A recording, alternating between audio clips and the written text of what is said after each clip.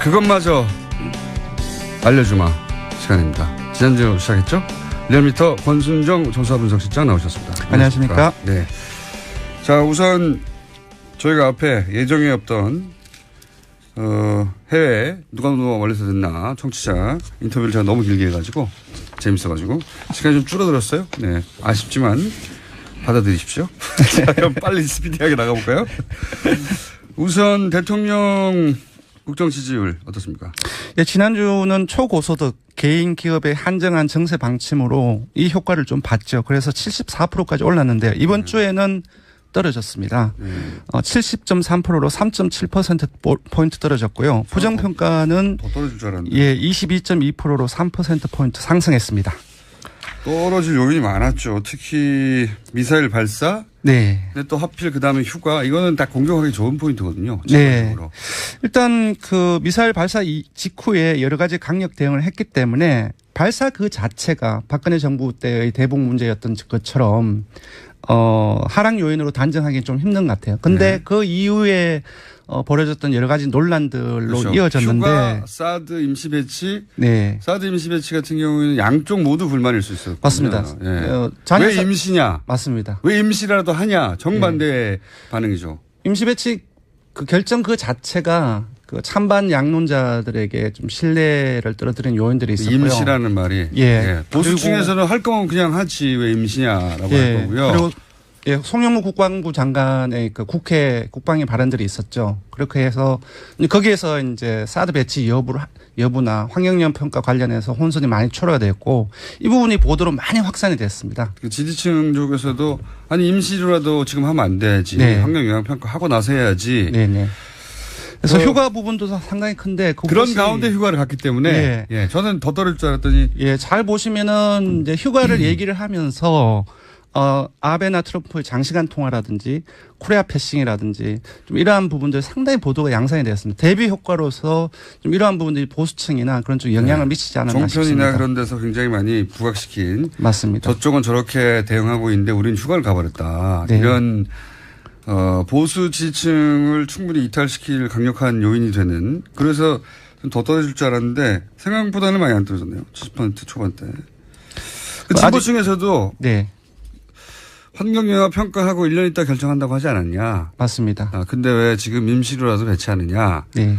양쪽에 다 불만 있을 사실은 내용이었습니다. 네, 맞습니다. 정의당을 비롯한 일부 진보층에서 그러한 좀 신뢰도 하락, 그러한 태도들이 좀 많이 보이긴 했습니다. 보수층에서도 좀 빠지고 진보층에서 조금 빠지고 그런 예, 거죠. 보수층, 중도층에서 주로 많이 빠졌고요. 뭐 TK라든지 이쪽에서 많이 빠졌는데 그럼에도 불구하고 진보층에서도 소폭 이탈하는 양상이 나타났습니다. 그랬을 것 같았습니다. 근데 그런 것 치고는 그렇게 많이 빠지지는 않았지만 어쨌든 3.7%. 아직 주중 잠정 집계이고요. 이틀 더 남았기 때문에 어제 일간 집계에서는 반등세를 보였기 때문에 좀 이 하락폭은 조금 줄어들지 않을까 싶습니다. 어쨌든 저희는 유일하게 주중 발표하는 겁니다. 수요일까지. 네. 그러니까 미사일 국면이 들어서고 나서 3일차가 되는 데까지. 맞습니다.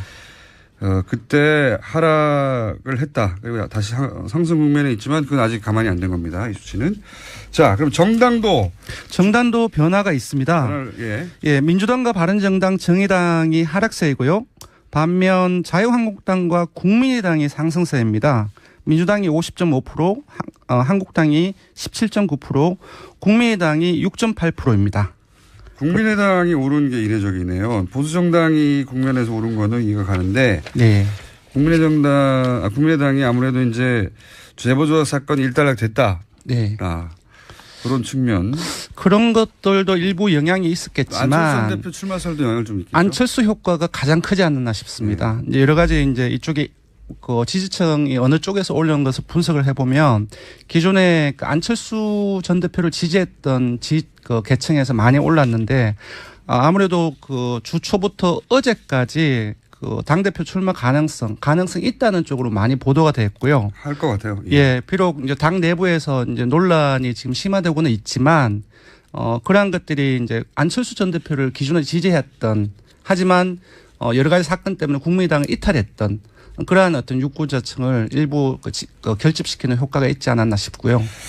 당대표를 결국 출마하게 되면 조금 더 오를 수 있겠습니다. 조금 더 오를 수 있겠는데 저는 이게 안철수 대표에게 좋은 건지는 모르겠으나 어쨌든 뭐 본인이 그렇죠. 그렇게 한다는 국민의당 걸로. 예. 지지율로 보면은 이제 긍정 효과가 분명히 있을 텐데 금방 말씀하신 것처럼 개인적인 측면에서는 장기적으로 봤을 때 그렇죠. 어떤 의미가 있을지 그런 부분 좀 살펴봐야 될 것 같습니다. 네.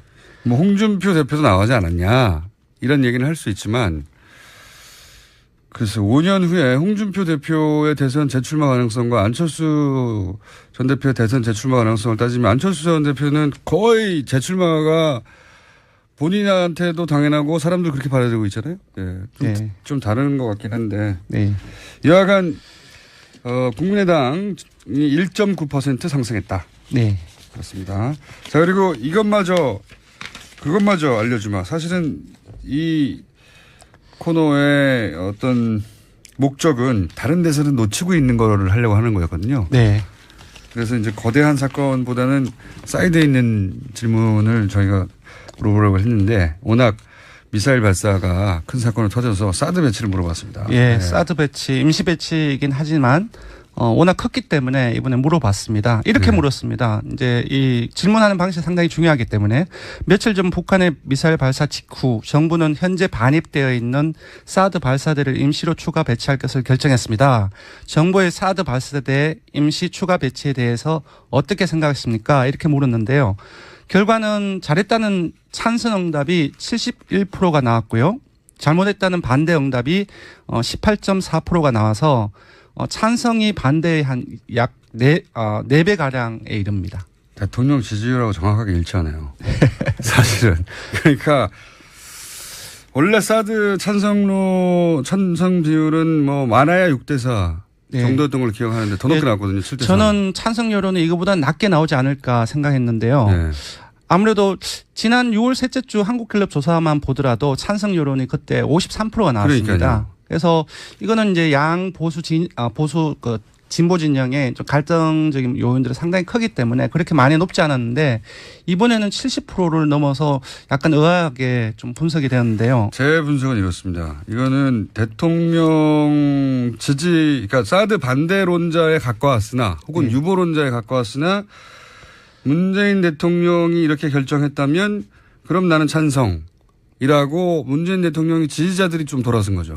맞습니다. 저도 세 가지로 분석을 했는데요. 일단은 북한의 미사일 발사가 가장 큰 영향을 미친 것 같고요. 네. 두 번째로는 금방 말씀하셨던 그 요인도 적지 않게 영향을 미쳤던 것 같습니다. 기존에는 문재인 대통령을 지지해 왔던 층들 같은 경우는 대부분 진보적인 성격을 가지고 있어서 사드 배치에 대해서 비판적인 의견이 많았는데 그렇죠. 정부가 들어서고 문재인 정부가 사드 관련해서 여러 가지 진행을 하는 과정 속에서 문재인 대통령을 지지하는 핵심 지지층에서 문재인 대통령이 결정을 한다고 한다면 의미가 있겠지. 무엇이 있겠지. 신뢰인 거죠. 예, 기본적인 신뢰도가 있기 때문에 그쪽을 따라가지 않나 싶고요. 핵심 지지층이 문재인 대통령이 했다면 그럼 뭐 나름의 이유가 있어서 했겠거니 하는 신뢰를 보여주는 지표인 거죠. 이게. 예, 그 부분도 적지 않게 영향을 미치지 않나 싶습니다. 그러니까요. 예, 그러니까 요 나머지 분들 반대한 분들이 그러니까 문재인 대통령의 지지층이라 하더라도 나는 사드는 반대야 하는 분들이 빠져나간 네네. 지지층 하락의 요인이 됐지만 결국은 임시 추가 배치도 잘했다고 하는 응답이 대통령 지지율 정도 되는 거죠. 70% 정도. 예, 상당히 높게 나온 거죠. 저도 굉장히 높게 나왔네요. 사드 배치는 항상 50%대 40%대 혹은 50% 말대 40% 초반 이 정도였거든요. 또 하나가 빠졌는데 앞에 이제 질문을 소개해 드렸는데 임시 추가 배치라는 표현을 썼고 임시기 때문에 또 그래서 전반적으로 조금 비판적인 시각을 가진 사람들도 임시 추가 배치 환경영향 평가 있다. 그러한 생각을 하면서 찬성 응답을 하지 않았나. 그런 부분들 일부 있을 것으로 보입니다. 좀 구분해서 보자면 진보층에서의 지지율은 어떻습니까? 예, 이게 조금 상당히 좀 의외로 나타났는데요. 기존에는 그동안에 진보층 30대가 가장 진보적인데 30대 정의당 지지층 그리고 민주당 지지층의 다수도 사드 배치에 대해서 비판적인 태도를 견제해 왔습니다. 그래도 반대가 높았죠. 예, 근데 요번에는 진보층에서도 66.6%, 30대는 65.5%, 민주당 지지층에서는 71.6%로 찬성 응답이 매우 높았습니다.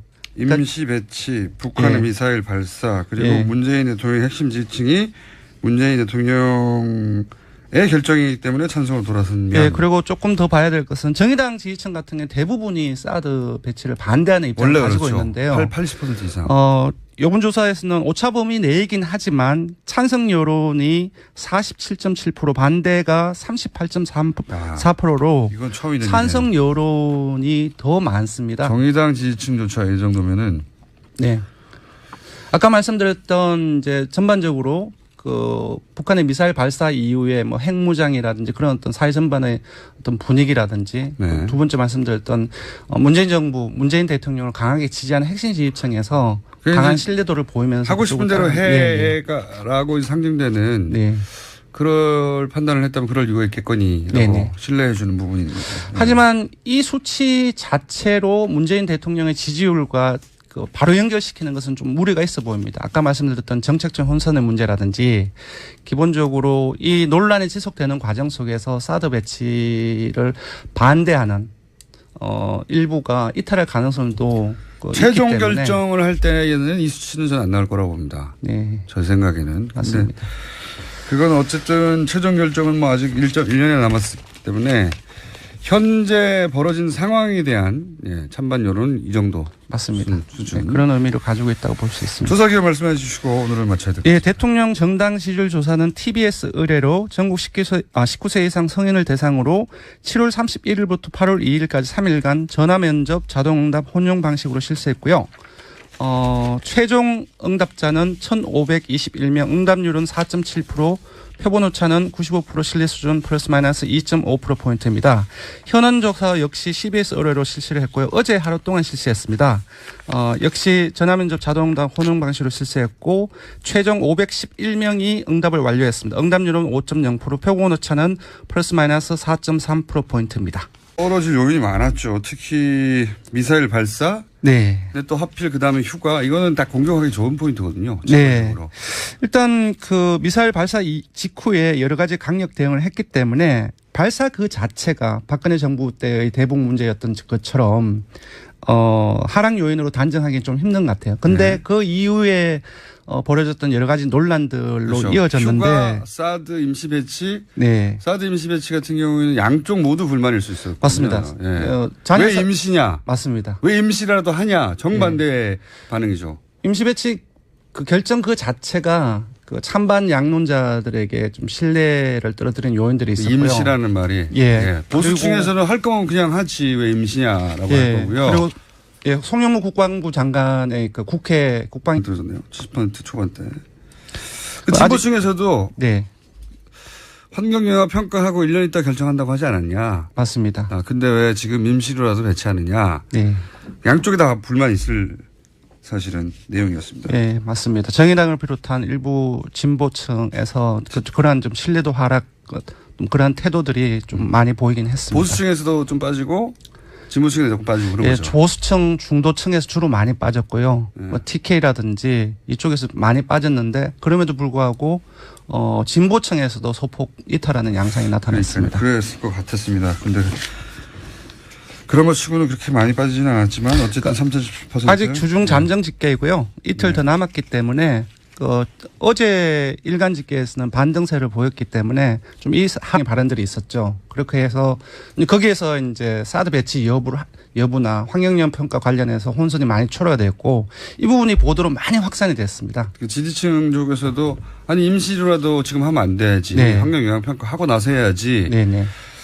그래서 휴가 부분도 상당히 큰데 그런 가운데 휴가를 갔기 때문에 저는 더 떨어질 줄 알았더니 잘 보시면은 이제 휴가를 얘기를 하면서 아베나 트럼프의 장시간 통화라든지 코리아 패싱이라든지 좀 이러한 부분들 상당히 보도가 양상이 되었습니다. 대비 효과로서 좀 이러한 부분들이 보수층이나 그런 쪽 영향을 미치지 않았나 싶습니다. 종편이나 그런 데서 굉장히 많이 부각시킨. 맞습니다. 저쪽은 저렇게 대응하고 있는데 우리는 휴가를 가버렸다. 네. 이런 보수 지지층을 충분히 이탈시킬 강력한 요인이 되는. 그래서 좀 더 떨어질 줄 알았는데 생각보다는 많이 하락폭은 조금 줄어들지 않을까 싶습니다. 어쨌든 저희는 유일하게 주중 발표하는 겁니다. 수요일까지. 그러니까 미사일 국면이 들어서고 나서 3일차 되는 데까지의 맞습니다. 그때 하락을 했다. 그리고 다시 상승 국면에 있지만 그건 아직 가만히 안 된 겁니다. 이 수치는. 자, 그럼 정당도 변화가 있습니다. 예, 민주당과 바른정당, 정의당이 하락세이고요. 반면 자유한국당과 국민의당이 상승세입니다. 민주당이 50.5%, 한국당이 17.9%, 국민의당이 6.8%입니다. 국민의당이 오른 게 이례적이네요. 보수정당이 국면에서 오른 거는 이해가 가는데. 네. 국민의당이 아무래도 이제 제보조사 사건이 일단락됐다. 네. 그런 측면. 그런 것들도 일부 그것마저 알려주마 시간입니다. 지난주 시작했죠? 리얼미터 권순정 조사분석실장 나오셨습니다. 안녕하십니까? 네. 자, 우선 저희가 앞에 예정에 없던 해외 누가 멀리서 듣나 청취자 인터뷰를 제가 너무 길게 해가지고 재밌어가지고 시간이 좀 줄어들었어요. 네. 아쉽지만 받아들이십시오. 자, 그럼 빨리 스피디하게 나가볼까요? 우선 대통령 국정 지지율 어떻습니까? 예, 지난주는 초고소득 개인 기업의 한정한 정세 방침으로 이 효과를 좀 봤죠. 그래서 74%까지 올랐는데요. 이번 주에는 떨어졌습니다. 70.3%로 3.7%포인트 떨어졌고요. 부정평가는 더 떨어질 줄 알았는데. 예, 22.2%로 3%포인트 상승했습니다.